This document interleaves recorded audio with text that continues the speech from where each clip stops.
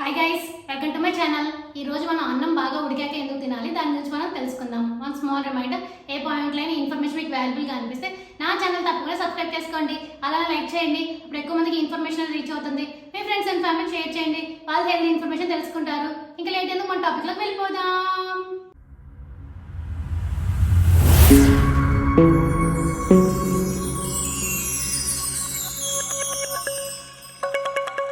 మనం అన్నం తినడం వల్ల మన శక్తి స్థాయిలు అనేవి పెరుగుతాయి. అలాగే ఎక్కువసేపు చురుగ్గా ఉత్సాహంగా ఉంటాం. అందుకే అన్నం తిని పనులకు వెళ్లేవారు ఎక్కువగా ఉంటారు. అన్నం సరిగ్గా ఉడికిన తర్వాతే తినాలని, లేకుంటే దీర్ఘకాలంలో ఆరోగ్యంపై చెడు ప్రభావం పడే అవకాశం ఉందని ఆరోగ్య నిపుణులు హెచ్చరిస్తున్నారు. చాలా మంది అన్నం ముద్దవుతుందని భయపడి పొడిగా ఉండేది నీళ్లు తక్కువ వేసి వండుతారు. దీనివల్ల తినేటప్పుడు బాగున్నా జీర్ణం అయ్యేటప్పుడు ఇబ్బందిగా ఉంటుంది.